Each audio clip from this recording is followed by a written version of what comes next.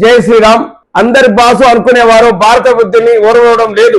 Bharat super power గా మారడానికి ప్రపంచంలో ఏ శక్తి ఆపలేదు. ట్రంప్ను ఉద్దేశిస్తూ కేంద్ర మంత్రి రాజ్నాథ్ సింగ్ విమర్శలు. రక్షణ రంగంలో దేశం స్వయం సమృద్ధి సాధిస్తుందని వెల్లడి. దేశ ఆర్థిక వ్యవస్థ వేగంగా పొందుకుంటుంది. ట్రంప్ కు మోదీ పరోక్షంగా కాదు. ఈ మన ట్రంప్ భారతదేశం ఎట్లాగో నంబర్ 1 పొజిషన్ కి వస్తుంది. ఇప్పుడు 4వ స్థానం ఉంది. అది కంపల్సరీకి వస్తుంది అని భయపడతా ఉన్నాడు. ఇప్పుడు బ్రిక్స్ కరెన్సీ కనుక ఓపెన్ చేస్తే వాని పని అయిపోతుంది. వాంది ఇప్పుడు పాకిస్తాన్ కరెన్సీ కింద పోతుంది. పాకిస్తాన్, మయన్మార్, బంగ్లాదేశ్ ఇవన్నీ కొన్ని దేశాలున్నాయి కదా. అది ఆటైన చారణ. మన రూపాయి అయితే వాడు 5 రూపాయలు ఇస్తాడు. అవకట్లయితే అది అమెరికా వ్యవస్థకు అట్లా అయిపోతుంది. వాడు నోరు మూసుకొని నరేంద్ర మోడీ గారిని నా తప్పైందని క్షమాపణ చెప్తేనే మనకు వాని అమెరికా ఆర్థిక వ్యవస్థ స్థిరంగా ఉంటది. లేకపోతే వాడు కిందికి పోతాడు కంపల్సరీ. ఏంది చూసావు కదా, ఎవరైనా భయపడతా ఉన్నారా?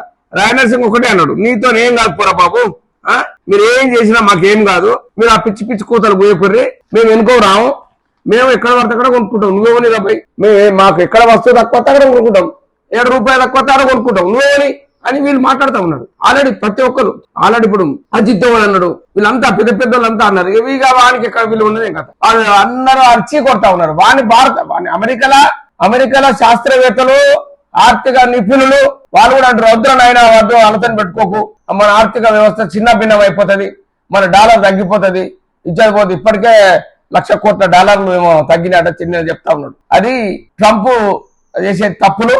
ఆయన చాలా తప్పులు చేస్తా ఉన్నాడు. ఎవరైనా కూడా వాడు ఇష్టం ఉన్నట్టు పోతే వాడు డౌన్ ఫాల్ అయితేనే ప్రతి ఒక్క శాస్త్రవేత్తలు. నేను మీ కాశెట్ కుమార్ మాట్లాడుతున్నాను. జై హింద్.